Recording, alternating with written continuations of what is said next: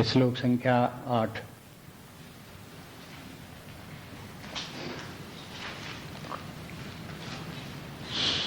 अभ्यासयोगयुक्तेन चेतसा नान्यगामिना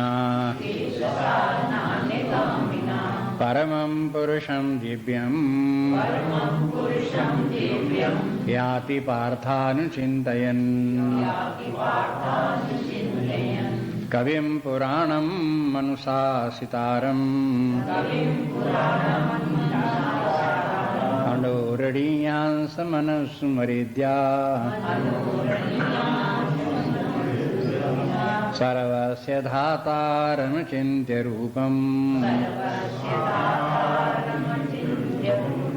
आदित्यवर्णं तमसः परस्तात् प्रयाणकाले मनसा चलेन भक्त्या युक्तो योगबलेन चैव भ्रुवोर्मध्ये प्राणमावेश्य सम्यक् सतं परं पुण्यपुरुषमुपैति दिव्यम् प्रयाणकाले मनसा चलेन भक्त्या युक्तो योगबलेन चैव भ्रुवोर्मध्ये प्राणमावेश्य सम्यक् सतं परं पुरुषमुपैति दिव्यम्।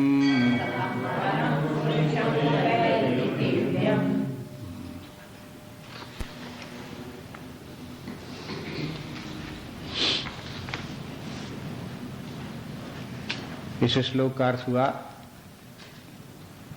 प्रयाण काल में, माने जब प्रस्थान करने लगे, चलने लगे, उस समय मनसा अचलेन, अपने मन को अचल बना करके उसके द्वारा भक्त्या युक्तो, और परमात्मा भक्ति भाव रख करके योग बलेन चैव, और योग बल भी लगाओ उस समय, उसका भी प्रयोग करो, उसके बल से भ्रुवोर मध्य प्राणमावेश्य, भ्रुव मध्य में प्राणों को स्थापित करके, भ्रुव मध्य भाग, वहाँ पर प्राणों को स्थापित करके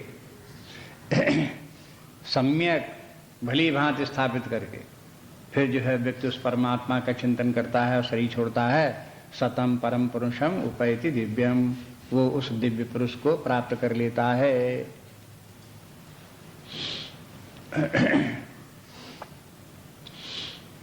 वैसे तो इन श्लोकों से यही लगता है कि जब मृत्यु हो, शरीर छूटे, उस समय व्यक्ति को इस प्रकार की स्थिति में होना चाहिए, उस समय परमात्मा का ही स्मरण करे, परमात्मा को प्राप्त कर ले। लेकिन जब इसमें देखते हैं कि योग बलेन चैव, और 8वें श्लोक में देखते हैं अभ्यास योग युक्तेन, उसके भी पहले भगवान ही कहते हैं कि देखो मेरा सतत चिंतन करते हुए तुम युद्ध करो। इन सब बातों से ये मालूम होता है कि जीवन के अंतिम समय में, शरीर छूटते समय यकायक ये सब करने लगेंगे तो कुछ भी संभव नहीं है, होगा नहीं उस समय। इसलिए इसके लिए सारे जीवन दत्तचित्त होकर के दृढ़ता के साथ में इस साधना में लगना चाहिए। समाज में ये बहुत बड़ी भ्रांति है कि जब वृद्धावस्था आएगी तो हम कर लेंगे, जब मरने लगेंगे तो भगवान का नाम ले लेंगे।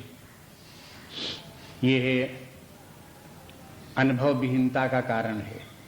लोगों को अनुभव नहीं कि होता क्या है, उनको स्वयं जानकारी इस बात की नहीं है, इसलिए कल्पना, इस प्रकार की झूठी कल्पना करते हैं और उसका प्रचार भी करते हैं समाज में, तो दूसरे लोग भी समझ लेते हैं कि हाँ ठीक कहते होंगे ये।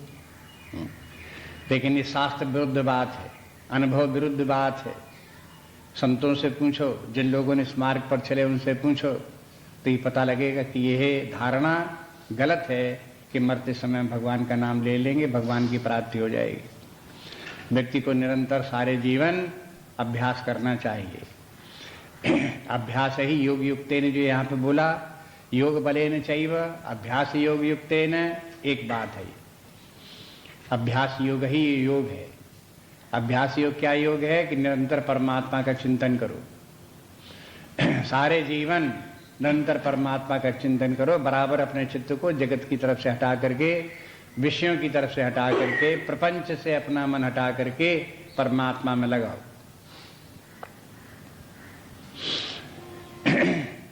इस बात को सावधानी से सुनना चाहिए। किसी को इस बात, किसी का मन विद्रोह कर रहा हो तो उसके इसके विषय में पूछना चाहिए, शंका का समाधान करना चाहिए। अपने मन को जब तक समझा न ले तब तक उसको जो है उसका कल्याण नहीं है। सर्वसाधारण में होता यह है कि व्यक्तियों का मन संसार के प्रपंच में फंसा रहता है, और जब परमार्थ की बात आती तब कहते देखा जाएगा, देखा जाएगा, आगे देखा जाएगा, अभी हमको उससे क्या करना है, अभी हमको उससे क्या लेना है, अभी हम कौन उसके लिए समर्थ हैं। इस प्रकार के जो विचार मन में बार बार आते रहते हैं, यह भूल है, बहुत गलती है। शास्त्रों में तो इसे मूर्खता कहा गया है। इससे बड़ी मूर्ख व्यक्ति कौन होगा जो अपना ही हित कल्याण न सोचे, जो उसको उसके कल्याण की बात कही जाए, उसके हित की बात कही जाए तो भी उसको भाए नहीं, अच्छी न लगे। पागल ही कोई हो सकता है, मूर्ख ही हो सकता है जब उसके हित की बात को तो भी न सुने। इसलिए कहते हैं कि निरंतर व्यक्ति को चित्त परमात्मा में लगाना चाहिए। अपने मन का निरीक्षण करते रहो, सारे दिन निरीक्षण करते रहो, कहां जाता है, क्या सोचता है, और देखो शास्त्र सम्मत बात है कि नहीं। अगर शास्त्र है तो अपने मन को हटाओ वहां से, लगाओ परमात्मा में। उसके ऐसा करने में व्यक्तियों को तमाम अड़चने दिखाई देती हैं, वो अड़चने भी उसकी भ्रांति है। शास्त्र ने उसको भी साफ कर दिया, सब जगह ये भी कह दिया कि ऐसा नहीं है कि परमात्मा के चिंतन करने से आपका व्यवहार नहीं चलेगा, आपका जीवन नहीं चलेगा, आप कुछ कर नहीं पाओगे। ऐसे प्रश्न मन में आते रहते हैं, ये भी सब असंगत बातें हैं। सीधी बात यही है कि व्यक्ति परमात्मा में चित्त लगाएगा तो उसके अंदर परमात्मा की शक्ति जागृत होगी, और उस महान अद्वितीय शक्ति के बल पर व्यक्ति का जो व्यवहारिक जीवन भी है वो अन्य सब व्यक्तियों की अपेक्षा कहीं अधिक श्रेष्ठ होगा, महान होगा। परमात्म चिंतन करने वाला पारमार्थिक व्यक्ति भौतिक जीवन में निकृष्ट तुच्छ हीन नहीं होता, समाज में कहीं वो पराजित नहीं होता, समाज में कहीं वो दुखी नहीं होता, कहीं वो हारता नहीं, कहीं वो परेशान नहीं होता, कहीं चिंतित नहीं होता, कहीं दुखी नहीं होता। समस्त दुखों की आत्यंतिक निवृत्ति इत्यादि बार बार इसमें शास्त्रों में आता रहता है कि जो इस ऊंचाई पर पहुंच करके जीवन जीता है उसका जीवन धन्य है, कहीं किसी प्रकार की कोई समस्या उसके सामने नहीं। बाकी परमात्मा को छोड़ करके जो झूठा आलंबन लेकर के धन संपत्ति का, परिवार का, अथवा अपनी तिकड़मी बुद्धि का सहारा लेकर के जो लोग जीवन जीने वाले हैं वे सब पराजित हो जाते हैं। सब परमार्थ बाद में चल करके देखते हैं कि वो धोखा खा गए, गड्ढे में गिर गए, परेशान हो गए, दुखी हो गए। आप देखते हो संसार में कितने कितने अपनी योग्यता तिकड़मबाजी से कितना कितना धन इकट्ठा कर लेते हैं, करोड़पति हो गए, अरबपति हो गए, संसार में प्रसिद्ध हो गए, सारे विश्व में ख्यात हो गई, लेकिन उनके बाद में सब सत्यानाश हो गया, बदनामी भी हो गई, उनका धन भी चला गया, विनाश ही सब प्रकार से हो गया। ये कोई जीवन का तरीका नहीं है। लेकिन लोग आकृष्ट होते हैं उनकी तरफ से, अपनी बुद्धि उनको भी तर्क देती है कि तो देखो कितना तिकड़मी है, कितना होशियार है, ऐसा होशियार आदमी, उसकी प्रशंसा भी करते हैं। जो उसकी प्रशंसा करते हैं वो भी मूर्ख है, नहीं जानते कि उनको जो प्रशंसा करने वाले व्यक्ति हैं स्वयं उनके भीतर उसी प्रकार की वासना है, इसके कारण से ऐसी गलती कर रहे हैं। इसलिए यह है अध्यात्म शास्त्र के जो गंभीर प्रश्न हैं इनके ऊपर ठीक से विचार करना चाहिए और उसी दिशा में चलना चाहिए। विचार करने के माने नहीं खोखला विचार ऊपर ऊपर कर लिया, धर दिया किनारे। विचार करो, निर्णय लो, जीवन में धारण करो, उसी प्रकार से जीवन जियो।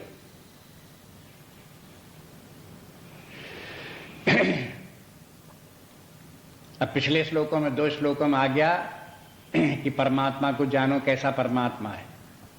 बार बार उसके संबंध में अध्याय प्रारंभ हुआ, वहीं से याद रखो। उनको सबको लिख के रखो एक स्थान पर कि परब्रह्म परमात्मा अंतिम वस्तु सतवस्तु ब्रह्म कहलाती है। क्यों ब्रह्म कहलाती है? क्योंकि उससे महान कुछ भी नहीं, जगत से भी महान, सब प्राणियों से महान, सारे ज्ञान से महान, सर्वोपरि सत्ता है। इस प्रकार से ब्रह्म बृहत्तराद ब्रह्म, बृहत्तर होने के कारण से वो ब्रह्म कहलाता है। अव्यय कहलाता है, अविनाशी, उसका विनाश कभी नहीं होगा। सबका विनाश हो जाएगा लेकिन उसका विनाश नहीं होगा। उसी से सब उत्पन्न होता है। इसे सर्वस्व धातारम, सबका धारण पोषण करने वाला वही, सब उसी के ऊपर निर्भर करता है। सारा जगत उसी पर निर्भर कर रहा है। हमारी तुच्छ बुद्धि भी उसी पर निर्भर कर रही है। हम जिस बुद्धि का बड़ा अभिमान करें वो भी स्वयं शक्तिशाली नहीं, कुछ नहीं है बुद्धि हमारी। उस बुद्धि का भी आश्रय स्थल परमात्मा ही है। इसलिए उस परमात्मा की महिमा को स्मरण करो, उसकी महानता का स्मरण करो और अपने चित्त को बराबर उसी में स्थापित करो। ये देखो कि इस सत्ता के अतिरिक्त और कहीं कुछ सत्य वस्तु नहीं है। हम भी अगर हैं तो यही सत्ता ही है। अगर हम परमात्मा भाव में नहीं रहते, उसे हम स्वीकार नहीं करते कि हम परमात्मा ही हैं, ब्रह्म ही हैं, तो इसके माने हम अपने आप को असत्यत्व में डालते हैं।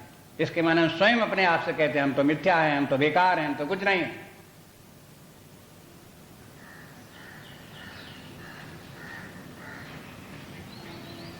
इसलिए बार बार इस प्रकार का चिंतन करते हुए परमात्मा के साथ ही अपनी स्थापना करो। यही परमात्मा तत्व ही सत्य वस्तु है। और उससे डरो नहीं, घबराओ नहीं कि हम कैसे परमात्मा हो जाएंगे, हम कैसे ब्रह्म हो जाएंगे। अरे वो तो हो ही हो स्वभावता, स्वीकार करने भर की बात है। कोई हो नहीं जाओगे तुम, हो ही रियलाइज करने की बात है। इस प्रकार की जो अनंत सत्ता है, परमात्मा तत्व है, वही अपना स्वरूप भी है, उससे अपने भिन्न कुछ भी नहीं है।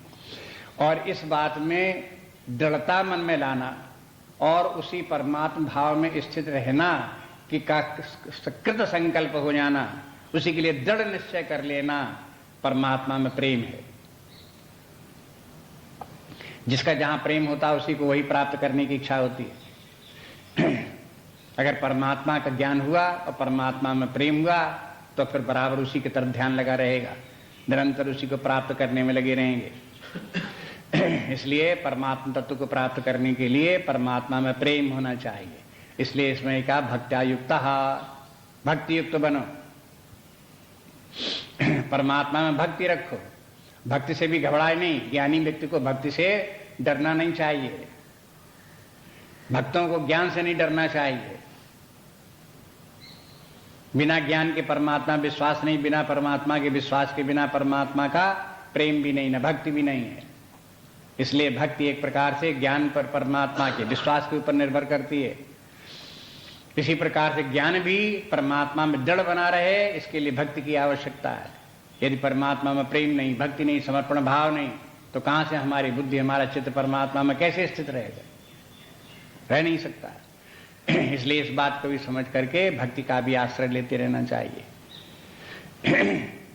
ये सब एक दूसरे के लिए पूरक तत्व हैं। ज्ञान के लिए पूरक भक्ति है, भक्ति की पूरक ज्ञान है। एक को छोड़ करके दूसरा अधूरा है, खोखला है। ऊपरी ऊपरी भले, ऊपरी ऊपरी भक्ति भले हो जाए, बिना ज्ञान के आप संगीत बोल सकते हो, भगवान के नाम का कोई पद गा दो बढ़िया सा, स्वतरंग में ताल में गा दो। न भी ज्ञान हो तो भी आप गा सकते हो, लेकिन ये गा देना इस प्रकार से कोई भक्ति थोड़ा है। भक्ति तो तब है जब चित्त परमात्मा में समर्पित हो, उसमें स्थित हो। ऐसी ज्ञान के माने आप बैठ करके तमाम परमात्मा की बातें, जगत की बातें, तमाम बातें बखान दो, वाणी से बोल दो, लेकिन आपका चित्त स्वयं परमात्मा में स्थित नहीं है, परमात्मा भाव में आए नहीं, स्वयं जवानी जवानी आपका सब बात है, तो फिर आपका ज्ञान भी खोखला है। केवल मौखिक ज्ञान, शाब्दिक ज्ञान कोई ज्ञान नहीं है। जब परमात्मा में प्रेम हो, चित्त परमात्मा में स्थित हो, तभी वो प्रेम है। इसलिए ज्ञान और भक्ति और अभ्यास ये सब आवश्यक है, ये बराबर करते रहना चाहिए। अगर परमात्मा में प्रेम की कमी है, चित्त परमात्मा में स्थापित नहीं होता, इसके माने क्या है कि हमें परमात्मा में विश्वास नहीं। स्वयं विचार करके देखो, है ऐसा कि नहीं है? अगर हमारा चित्त परमात्मा में नहीं लगता तो फिर कहते हैं कि इसके माने परमात्मा में विश्वास नहीं है। अगर हमें परमात्मा में विश्वास नहीं, अपने मन में अगर देखो क्या हमें परमात्मा में पूरा विश्वास है, तो लगे कि नहीं, पूरा विश्वास नहीं है। तो क्यों नहीं है? क्योंकि आप परमात्मा को जानते नहीं हो। वो अत्यंत सूक्ष्म होने के कारण से आपको उसको जानने की सामर्थ्य नहीं है। आप उसको जान नहीं रहे हो, इसीलिए उसमें विश्वास नहीं कर रहे हो। इसलिए उसे जानो भी। ये स्वयं अपने आप अपने अंदर देखते रहो। इसलिए कहते हैं भक्त्या युक्तो योग बलेन चैव। और फिर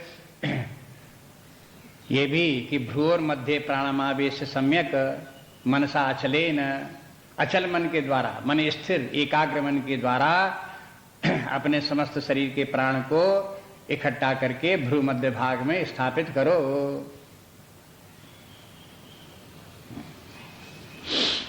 अब ये बताओ कि जिसने कभी जिंदगी में भ्रू मध्य भाग का नाम न सुना हो, जिसने कभी प्राण का नाम न सुना हो, जिसने कभी इस प्राण को भ्रू मध्य भाग की तरफ ले जाने की तरफ उसने कभी कोई प्रयास न किया हो, यकायक जब मरने लगे और हाथ पैर काम न करते हो, उठना बैठना भी मुश्किल पड़े, उस समय व्यक्ति अपने समस्त प्राण को लेकर के भ्रू मध्य भाग में स्थापित करे तो कोई कर सकता है संभव? और या कहीं प्रयोग करके आप देख लो, कहीं कोई व्यक्ति जब मरने लगे उससे कहो अब सारे शरीर को, प्राण को भ्रू मध्य भाग में स्थापित करो, अपने मन को एकाग्र करो, देखो उससे होगा?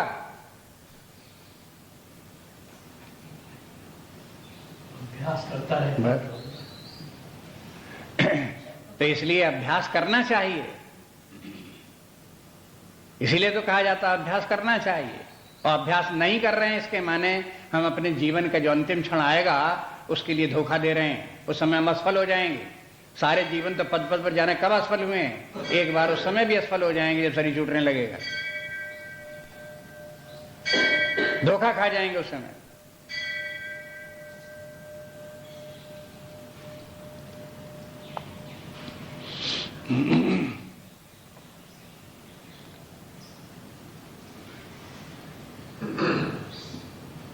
ये थोड़ी सी योग साधना की बात है।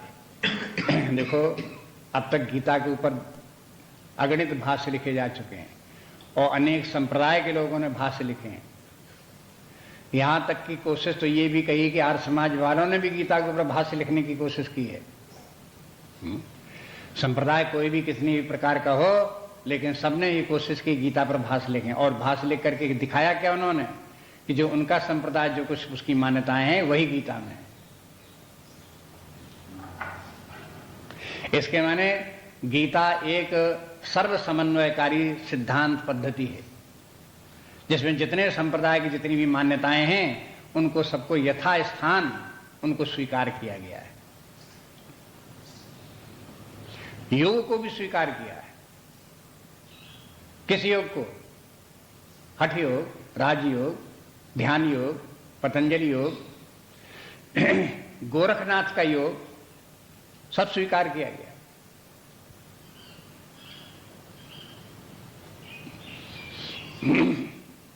ये जो है भ्रूण मध्य प्राणामावेश सम्यक, ये है पतंजलि योग में भी आता है, ये गोरखपंथियों के योग में भी आता है।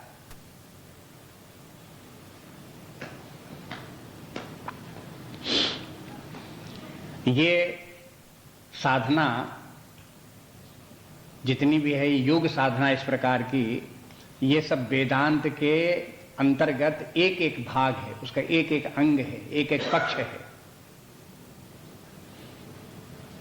वेदांत के अनुसार यदि आपने ये निश्चय कर लिया कि मैं शरीर नहीं हूं, मैं प्राण नहीं हूं, मन बुद्धि नहीं हूं, मैं आत्मा हूं, इस प्रकार का दृढ़ निश्चय आ गया तो आप ये समझ लो कि आपके शरीर से सब प्राण समिट करके भ्रू मध्य भाग में अपने आप आ गया। और आप देखेंगे कि वो प्राण मन बुद्धि में लीन हो गया। मन बुद्धि इंद्रियां मन में लीन हो गई, मन बुद्धि में लीन हो गया, बुद्धि अपने साक्षी चैतन्य आत्मा में लीन हो गया। यही योग साधना है। ये सब ज्ञान के द्वारा होता जाता है। लेकिन इस ज्ञान के साथ साथ व्यक्ति को ये सब अनुभव भी आना चाहिए। ज्ञान की परीक्षा भी करते रहना चाहिए, देखते भी रहना चाहिए। इसलिए साधना, योगी लोग भी, ये ज्ञानी भी लोग भी जो है साधना करते हैं, भक्त लोग भी साधना करते हैं, ये भी समाधि की भी साधना करते हैं। आप ध्यान के लिए बैठो, ज्ञानी हैं तो भी ध्यान के लिए बैठो, भक्त हैं तो भी ध्यान के लिए बैठो। पद्मासन सिद्धासन पर जैसे 6वें अध्याय में भगवान ने बताया, उस प्रकार से एकांत स्थान में बैठ करके जब प्राणोपासना की जाती है तब उसमें यही करते हैं कि समस्त शरीर से अपने प्राण को समेट करके भ्रू मध्य भाग में स्थापित करो।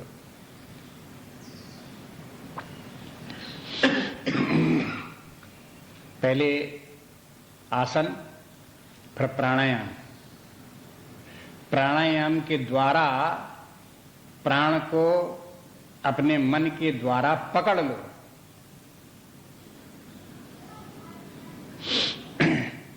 प्राणायाम करो और प्राण का एहसास करो कि प्राण क्या चीज है।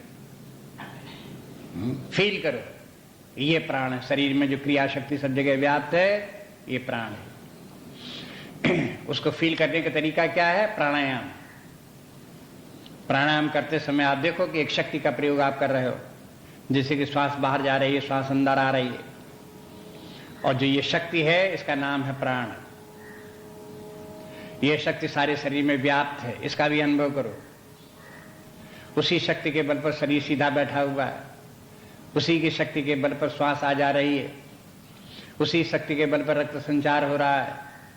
ये जो शक्ति है जो सारे शरीर में व्याप्त होकर के तमाम प्रकार की क्रियाएं कर रही है, इसी का नाम प्राण है।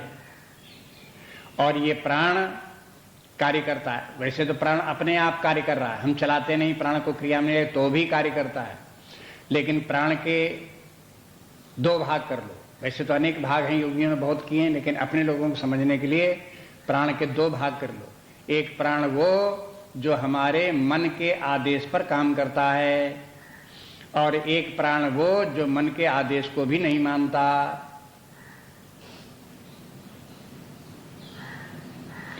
जो प्राण मन के आदेश को नहीं मानता वो कैसे चलता है? उसे चलाने वाला है प्रारब्ध। प्राण को चलाने वाला, क्रिया में लगाए रखने वाला, उसको शक्ति देने वाला, संचालित करते रहने वाला अपना प्रारब्ध है। वो बात अलग है, उसको भी ध्यान में रखो कि प्राण में भी जो क्रिया शक्ति है वो है परमात्मा की ही, लेकिन एक विशेष दिशा में प्राण को चलाना, एक विशेष प्रकार से प्राण को चलाना, वो जैसा जिसका प्रारब्ध होगा उसी प्रकार से कार्य करेगा।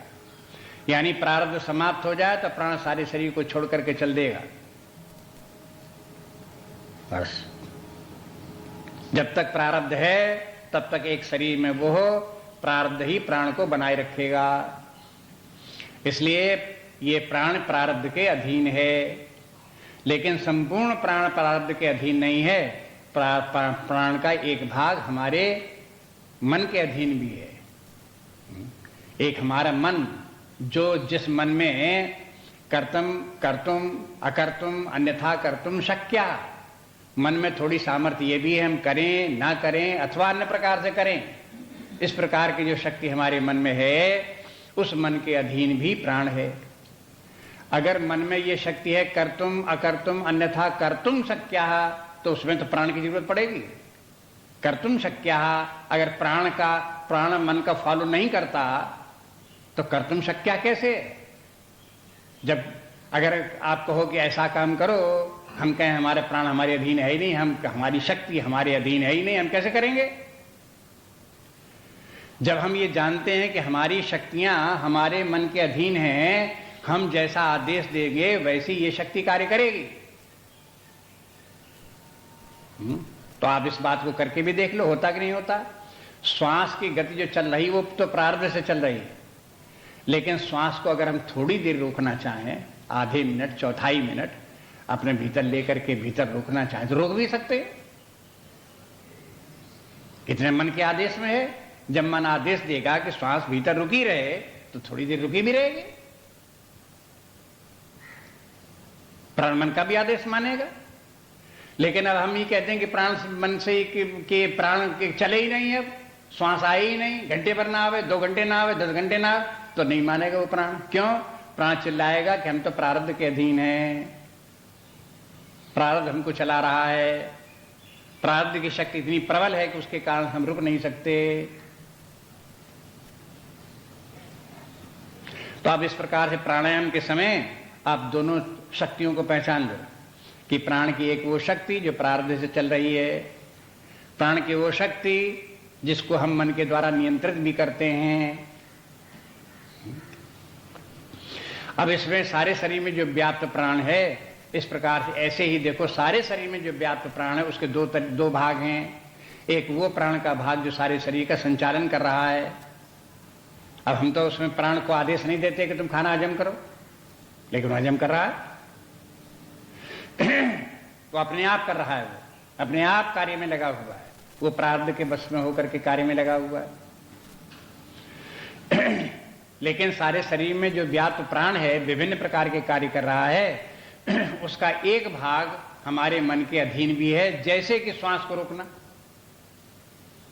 इसी प्रकार से प्राण हमारे हाथ में भी व्याप्त, और हाथ में रक्त का संचार वो कर रहा है।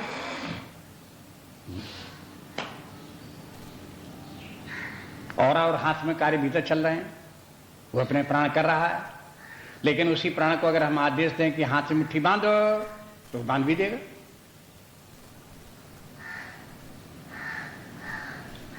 तो देखो हाथ में भी प्राण के 2 भाग हैं, एक प्रारब्ध से चलने वाला प्राण और दूसरा प्राण हमारे मन के आदेश को मानने वाला। सारे शरीर में इसी प्रकार से देख जाओ, सारे शरीर में प्राण के 2 भाग, एक हमारे मन के आदेश से चलने वाला और दूसरा बिना हमारे मन के आदेश के चलने वाला। अब जब ये बात अच्छी तरह समझ में आ जाए, विश्वास हो जाए कि ऐसा है ही, अनुभव में भी आ जाए, तो अब ये कार्य करो कि जो प्राण सारे शरीर में व्याप्त है और मन के अधीन है, जिसके ऊपर मन का बस चलता है, उस प्राण को सारे शरीर से समेट करके भ्रू मध्य भाग की तरफ ले जाओ। तो आप देखोगे चूंकि वो मन के आदेश को मानता है, इसलिए मन जैसे जैसे पैरों के पंजों से, उंगलियों से लेकर के उस प्राण को चलेगा, वैसे वैसे प्राण उसके मन के साथ चल देगा। और जब मन आकर के स्वयं भ्रू मध्य भाग में स्थित हो जाएगा, तो सब प्राण आकर के भ्रू मध्य भाग में आकर के स्थित हो जाएगा। जिस समय कि भ्रू मध्य भाग में प्राण स्थित हो जाएगा, उस समय अब हमारा मन अगर पैर के पंजों को आदेश दे कि पैर के पंजे हिलें, तो नहीं हिल सकते। क्यों? क्योंकि आदेश मानने वाला जो प्राण था पैरों में, वो वहां से समट करके भ्रू मध्य भाग में आ गया है।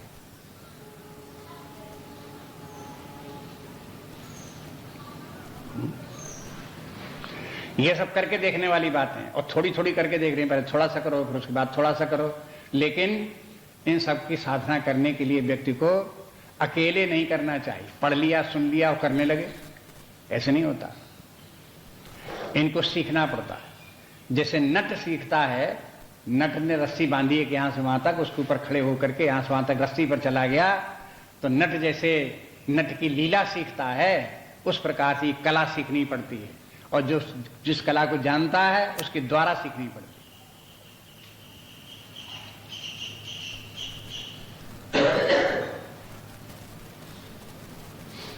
इसलिए ये योग साधना इस प्रकार की जो है, ये है, ये सीमित रह गई। कुछ लोगों के हाथ में रह गई जो इस टेक्निक को जाने, जिनकी परंपरा इस प्रकार की चलती, उन्हीं के हाथ में रह गई। बाकी लोग, हर कोई व्यक्ति इससे परिचित नहीं है, हर कोई इसको नहीं कर सकता। अब जो हर कोई नहीं कर सकता, उनके लिए क्या काम है? उनके लिए बस है कि इन सब बातों की आप चिंता में मत पड़ो कि प्राण सब लेकर के हम भ्रू मध्य भाग में स्थापित करें। उनसे कहा आप ध्यान करने के लिए बैठो और केवल अपने मन को भ्रू मध्य भाग में स्थापित रखो, उसको कहीं शरीर में मत जाने दो। अब क्या होगा? अब जब मन ही शरीर में किसी भाग में नहीं जाएगा तो उस स्थान पर प्राण भले ही पैरों में पंजों में बना रहे वो प्राण, लेकिन जब मन ही वहीं नहीं जाएगा तो उसको वो हरकत नहीं दे सकता। वो आदेश की प्रतीक्षा में वो प्राण पैरों में चुपचाप पड़ा रहेगा। अब दोनों में कंपैरिजन करके आप देखिए दोनों में क्या अंतर बैठता है।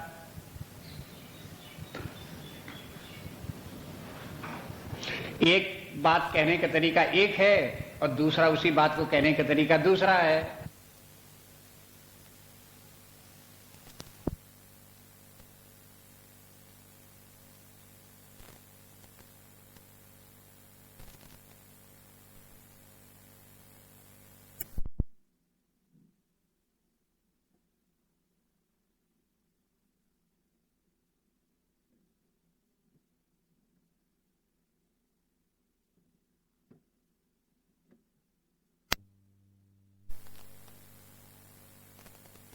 गया कि अब हमें शरीर का कोई भान नहीं होता, न शरीर में व्याप्त प्राण का कोई भान नहीं होता।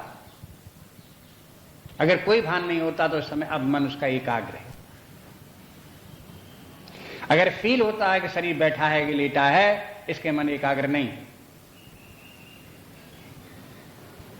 अगर उसके कारण से उसके हाथ पैर हिलाता है, वो शरीर हिलाता है, इसके माने मन एकाग्र भूमध्य भाग में नहीं है। इसलिए परमात्मा तत्व तक पहुंचने के लिए व्यक्ति को इस प्रकार की एकाग्रता चाहिए। इसलिए पहले बोले मनसा चले न, क्या बात हुई? अपने मन को अचल बनाओ, एकाग्र बनाओ।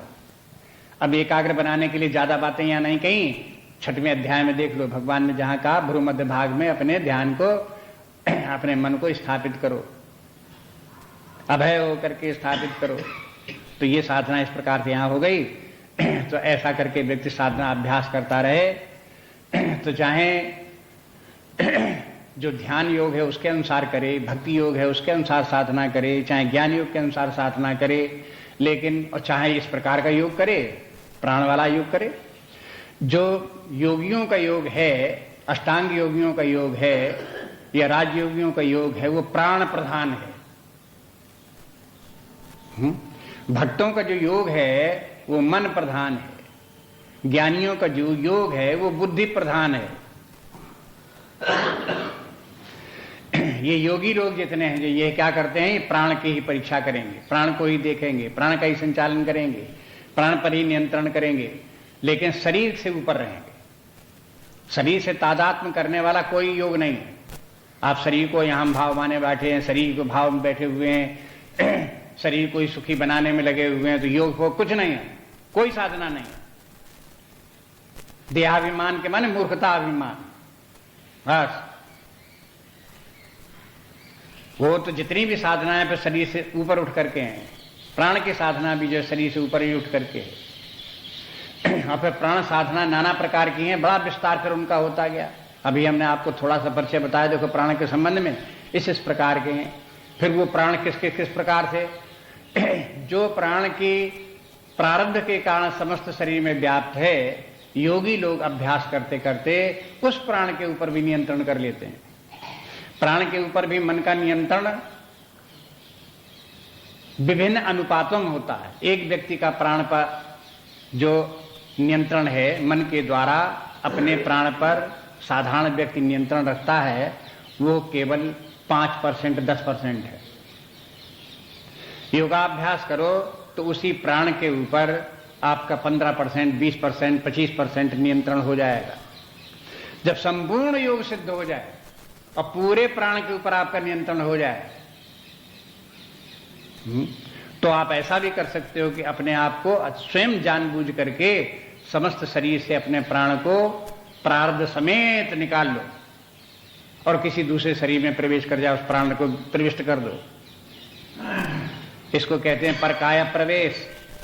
तो परकाय प्रवेश वही योगी लोग कर सकते हैं जिनको संपूर्ण प्राण के ऊपर आधिपत्य हो। जैसे प्राण के ऊपर थोड़ा आधिपत्य है, आप अभ्यास करके देखो ज्यादा भी हो जाएगा। अगर कुछ ज्यादा हो सकता है तो आपको विश्वास हो जाएगा कुछ और ज्यादा भी हो सकता है। और फिर अगर कोई कहता संपूर्ण प्राण के ऊपर भी आधिपत्य हो सकता है तो आपको विश्वास हो जाएगा जैसे इतना हो गया तैसे वो भी हो जाएगा। लेकिन उसके लिए आपको सारे जीवन लगे रहना पड़ेगा। 10-20 साल, 25 साल, 50 साल जब आप इस प्रकार की साधना करोगे तब प्राण के ऊपर नियंत्रण कर पाओगे। संपूर्ण प्राण पर नियंत्रण करना आसान नहीं है। आप चाहो कि हम महीने 15 दिन का अभ्यास करें हो जाए बस इसी प्रकार, ऐसे नहीं होता। इसलिए जो व्यक्ति इस प्रकार से अपने जीवन काल में ही देहाभिमान छोड़ करके अपने प्राण आदि को सबको लेकर के भ्रू मध्य भाग में स्थापित करे और फिर अपने मन को प्राण के साथ न लगा करके परमात्मा के साथ लगावे, उसी का निरंतर चिंतन करे। जैसा कि वर्णन पिछले श्लोक में है वैसा परमात्मा सर्वव्यापी अनंत चैतन्य स्वरूप है, निर्विकार है, निर्लेप असंग एक रस है, सब जगत का आधार है, सत्य स्वरूप है, स्वयं प्रकाश स्वरूप है।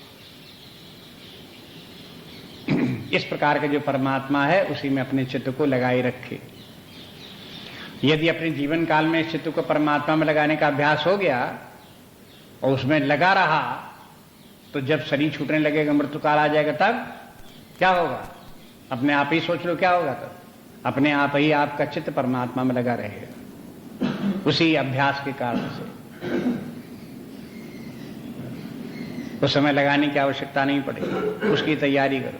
सतम परम पुरुषम उपैति, उपैति माने प्राप्त कर लेता है, उसी पहुंच जाता है वहां तक, परमात्मा तक।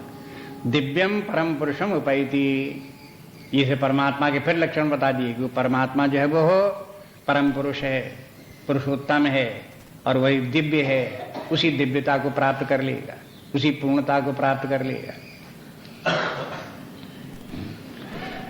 ये एक जीवन को बनाने के, निर्माण करने का विधान है ये, कि कैसे हमारा जीवन महान बन सकता है, श्रेष्ठ बन सकता है, इस जीवन में भी श्रेष्ठ बन सकता है, इस जीवन के बाद में भी कैसे श्रेष्ठ बन सकता है। इसमें कहीं भी कोई भी अंधविश्वास की बात नहीं।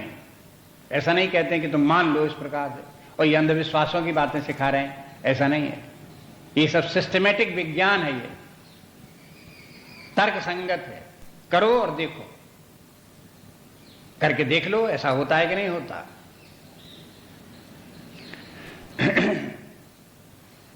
शरीर छोड़ने के बाद व्यक्ति स्वर्ग जाएगा या नरक जाएगा, ये तो शास्त्र के कहने के अनुसार हमें स्वीकार करना पड़ता है।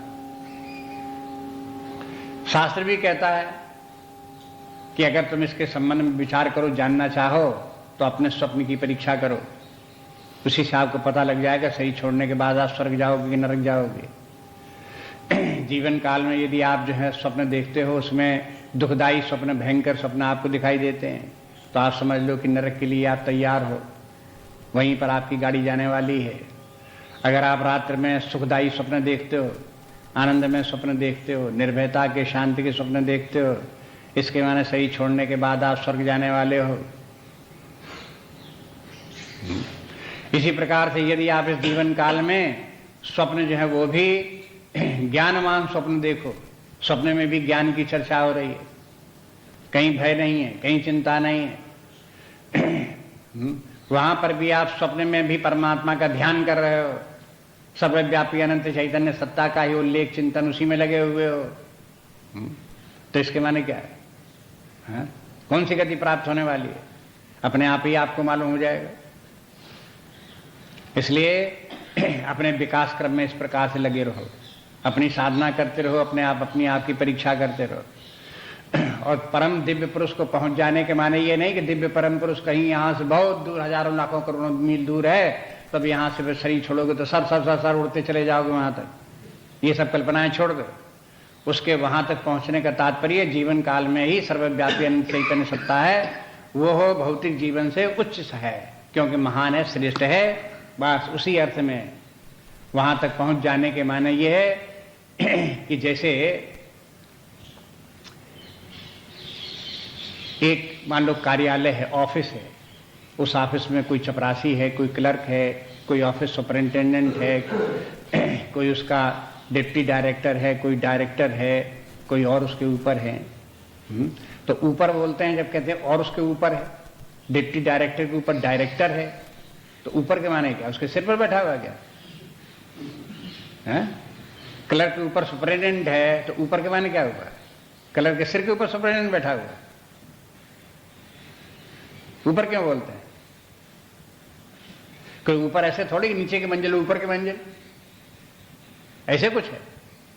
उस ऊपर का जो अर्थ है, उस अर्थ के अनुसार समझो कि परम पुरुष के माने है परब्रह्म परमात्मा, समस्त जगत का आधार है, सबसे श्रेष्ठ वही है, उससे महान कुछ भी नहीं है बस। लेकिन वो है तो अब भी विद्यमान, यही विद्यमान है, अपने भीतर भी है, अपने बाहर भी है, सर्वत्र है। उसको प्राप्त करने के लिए हमें जाना कितनी दूर पड़ेगा?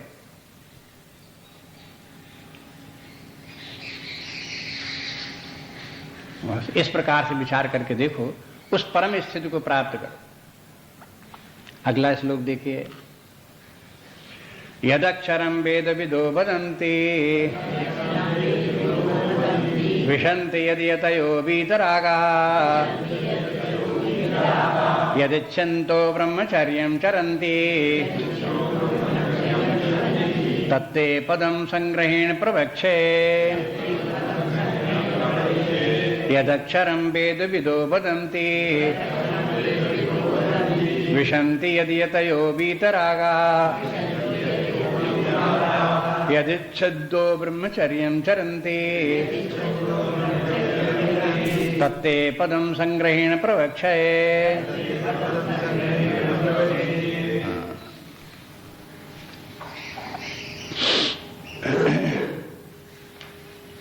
इस श्लोक में उस परम पद को, परमात्मा को प्राप्त करने के लिए कुछ विशेष बातें बताई गई। देखो, अर्थ को देख लो, उसके बाद में आपको समझ में आने लगेगा। यद अक्षरम वेद विदुवदन्ति, जो वेद विद हैं उस परमात्मा को, जिसको कि अक्षर कहते हैं, यानी वेदों का ज्ञान जिनको की है, वो बताते हैं कि एक परमात्मा है कि जो कि अविनाशी तत्व है, ऐसा बोलते हैं। वदंती माने मुंह से बोलना। और विशन्ति यदि यतयो वीतरागः, और जो वीतराग हैं वो यति लोग उसी में विशन्ति, विशत के माने वास करना, विशन्ति उसी में वास करते हैं। उसी परम तत्व में यति लोग, सन्यासी लोग उसी परमात्मा भाव में ही रहते हैं, बताते नहीं, रहते हैं उसी में। किस बल पर? वीतरागा, वीतराग होकर के वहां रहते हैं। वदंत में और विशंत में अंतर देखो। जब तक उस परमात्मा भाव में स्थित नहीं रहे तब तक उसकी बातें कर रहे हैं, ऐसा परमात्मा है, वैसा परमात्मा है, उनको ये जानने वाले हैं, उनको वो जानने वाले हैं, बातें बातें परमात्मा की। परमात्मा की बातें बातें करना अलग बात है, और परमात्मा में ही वास करना अलग बात है। आपको लगे कि गीता की साधारण बातें ये हैं? आप अनुवाद कर लो, ऐसे बोल दो बस।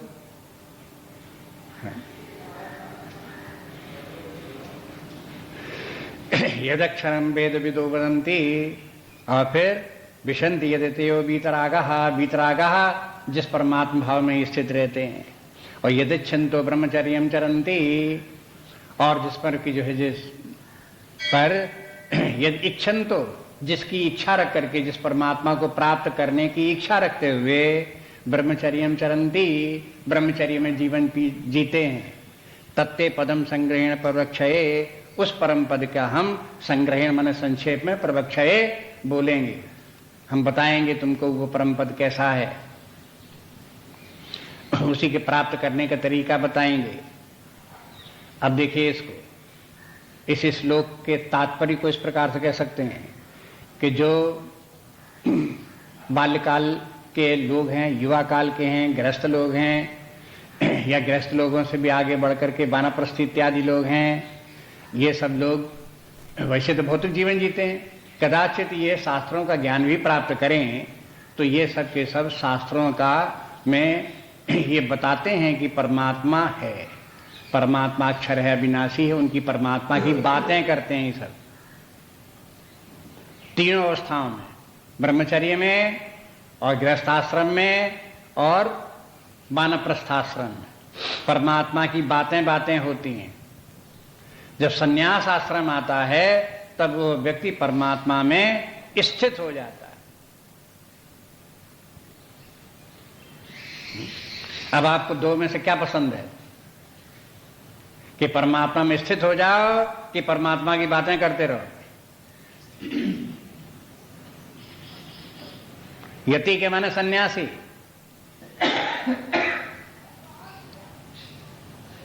कैसा सन्यासी?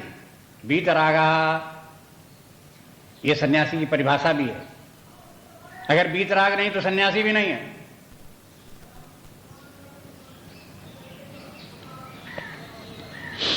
वीतराग सन्यासी उसी में वास करता है। अच्छा, अब ये भी है, ये तो 4 आश्रमों की बात हो गई। ऐसा भी हो सकता है कि कोई व्यक्ति बचपन से ही इन 4 आश्रमों में जाने का विचार छोड़ दे, अपने जीवन की प्लानिंग 4 आश्रमों के अनुसार न करे, बल्कि बचपन से ही उस परमात्मा को प्राप्त करने का संकल्प लेकर के ही पैदा हो। हमें तो इस जीवन में परमात्मा ही प्राप्त करना है, हमें न गृहस्थ जीवन जीना, न धन कमाना, न मकान बनाना, न ये लेना, न वो लेना, एकमात्र परमात्मा लेना है। तो यदि छंतो ब्रह्मचर्यम चरंती, जिस परमात्मा की प्राप्ति के लिए ऐसे लोग जो सारे जीवन ब्रह्मचर्य का पालन करते हुए उसी की साधना में लगे रहते हैं, उन्हें क्या मिलता है? उनको भी वही परमात्मा प्राप्त हो जाता है जो 4 आश्रमों को पार करते हुए संन्यास आश्रम में पहुंच करके जिस परमात्मा को प्राप्त करके उसमें वास करते हैं, वो भी वहीं पहुंच जाते हैं। दोनों मार्ग हो गए इस अध्याय में, इस श्लोक में। एक मार्ग तो क्रमिक मार्ग है, 4 आश्रमों को पार करते हुए परमात्मा तक पहुंचो, और दूसरा मार्ग ये है कि 4 आश्रमों को मत पार करो, पहली बार आश्रम से चल दो और उसी आश्रम से उसी परमात्मा को सारा जीवन होल टाइम परमात्मा में लगा दो। स्वामी जी ऐसे शब्द पे होल टाइम का प्रयोग करते थे, तभी कहते हैं पार्ट टाइम और होल टाइम। परमात्मा की प्राप्त करने का प्रयास करने वाले, आध्यात्मिक साधना करने वाले व्यक्ति 2 प्रकार के, एक होल टाइमर्स, दूसरे पार्ट टाइमर्स। पार्ट टाइम कौन से? जो लोग गृहस्थ लोग हैं वो पार्ट टाइमर्स हैं। अपने सवेरे साहब बहुत बिजी हैं, बहुत काम करने हैं, ये भी करना है, वो भी करना है, वो भी करना है, और फिर सवेरे थोड़ा भगवान का पूजन कर लेते हैं, थोड़ा भगवान का ध्यान भी कर लेते हैं, तो उनकी साधना पार्ट टाइम साधना। या संडे को कर लें, क्रिश्चियन लोगों की तरह से 6 दिन तक तो वो अपने दुनिया के कामों में लगे रहें, संडे को छुट्टी रखेंगे, उस दिन परमात्मा की चर्च में जाएंगे, परमात्मा की प्रार्थना करेंगे। तो ये सब पार्ट टाइमर्स हैं। और होल टाइमर्स, जिनको कि संसार का कोई काम नहीं करना है, धनोपार्जन इत्यादि नहीं करना है, भौतिक जीवन के लिए, अपने अभ्युदय के लिए कुछ भी नहीं करना है, केवल एक परमात्मा ही परमात्मा को प्राप्त करना, जीवन का एक यही लक्ष्य लेकर के चल दिए, जैसे शंकराचार्य चल दिए। हाँ, वो भी तो एक जीवन का तरीका है। शास्त्र दोनों का समर्थन करता है, दोनों बातें संभव हैं। जिसको जिस प्रकार के, अगर व्यक्ति को अपने आप में कमजोरी लगे कि हम साधना कैसे कैसे परमात्मा की प्राप्ति में, होल टाइम साधना में कैसे लग पाएंगे, इतना ज्यादा हमें वैराग्य कैसे आएगा, इतना ज्यादा वीतराग हम कैसे बनेंगे, अगर उसको ये भय लगता हो तो उसे वही क्रम से चलो, गृहस्थ जीवन पार करो, वानप्रस्थ करो, सन्यासी बनो, अंत में जीवन के अंतिम समय में कर लेगा, तब हो जाएगा। लेकिन जिसकी हिम्मत हो, अपने आप में लगता हो कि हम बलिष्ठ हैं, कुछ कर सकते हैं, साहस हो, वो पचड़े में ना पड़े, एकदम से इसी में लग जाए।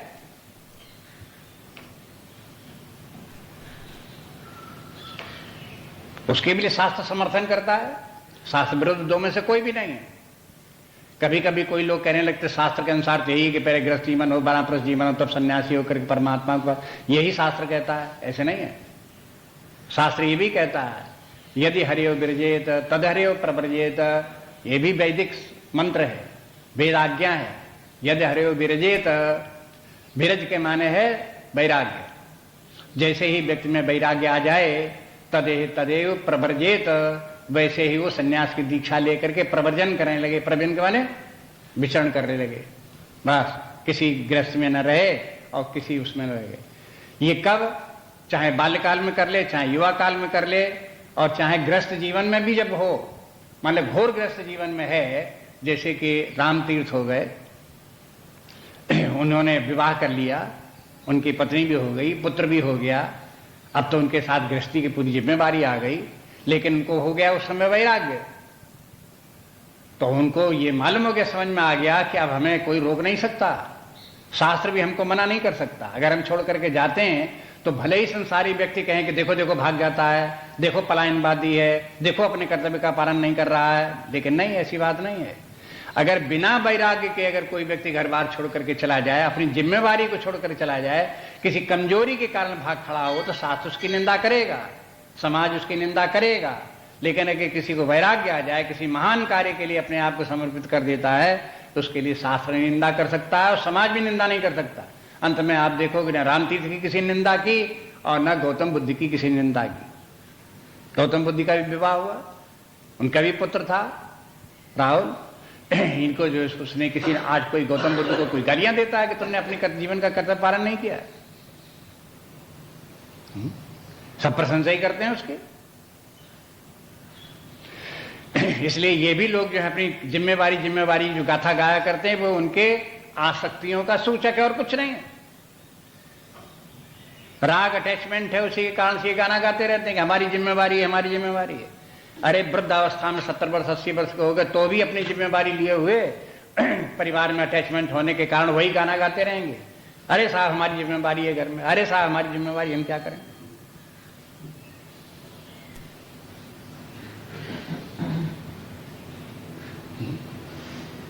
अगर परिवार में कहीं कुछ बन रहा है, कुछ बिगड़ रहा है, तो उसकी जिम्मेवारी कितनी अपनी, तब तक जिम्मेवारी है कि अगर हम कोई महान कार्य में नहीं लगे हुए हैं तो ठीक है, जिम्मेवारी है, उसी को पूरा करो। लेकिन हमने अपने उससे भी ज्यादा आवश्यक किसी कार्य में अपने आप को व्यस्त कर दिया, लगा दिया है, तो जिम्मेवारी खत्म उसकी। एक परमार्थ की बात में नहीं, ऐसे ही लौकिक जीवन में भी इसी प्रकार से है। अगर कहीं कोई व्यक्ति घर का, परिवार का पालन कर रहा है, घर में रह रहा है और एक व्यापार धंधा चला रहा है, लेकिन उसे ये मालूम हुआ कि हमें बजाय इसके परिवार के पालन करने के और इनके माता पिता की सेवा करने के और अपने घर को बना के रखने से ज़्यादा आवश्यक ये है कि हम किसी विदेश में चले जाएं और वहाँ हमको मौका मिल रहा है, हम ज़्यादा ऊंचा कार्य कर सकते हैं, ज़्यादा धन ला सकते हैं, तो वो व्यक्ति घर छोड़कर कैसे चला जाता है? वो घर की जिम्मेवारियां छोड़कर क्यों बैठा हुआ हजारों मील दूर पर?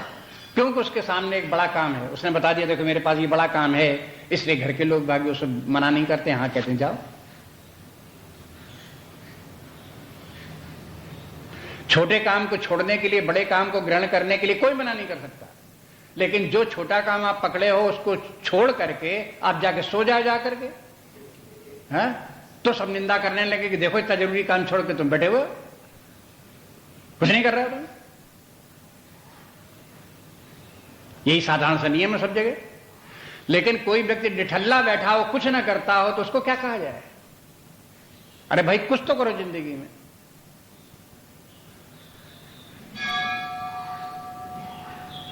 इसलिए शास्त्र ये कहते हैं कि दोनों प्रकार के मार्ग हैं।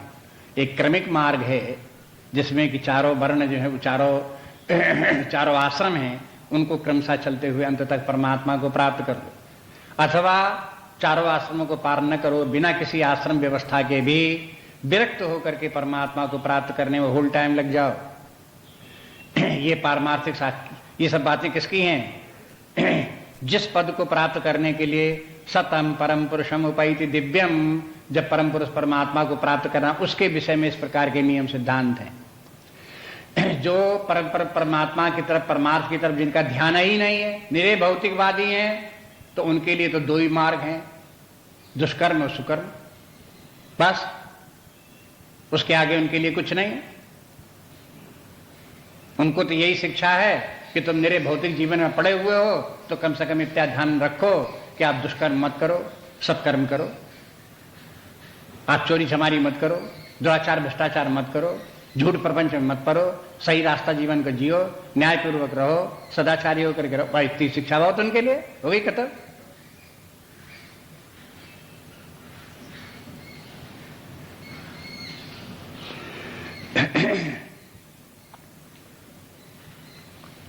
यहां तक इस श्लोक तक आकर के एक जो साधना का क्रम था, परमार्थ प्राप्त करने की बात थी, यहां तक बता दी। लेकिन आगे इसी बात को फिर बताते हैं, इसलिए बोल दिया तत्पद तत्ते पदम संग्रहण प्रवक्षये, उसी को प्राप्त करने के विषय में हम तुमको फिर बताएंगे। अब अगले श्लोक में एक बार फिर बताते हैं कि किस प्रकार से व्यक्ति को परमात्मा को प्राप्त करने का प्रयास करना चाहिए। वो आगे के 3-4 श्लोक जो हैं उनमें फिर एक सेट है श्लोकों को, कुछ श्लोकों का एक सेट रहता है, उसमें एक बात उतने श्लोकों में कह दी जाती है, उसके बाद दूसरे श्लोक जो है उसका सेट अलग है। इसलिए आगे की बात अब कर लेंगे।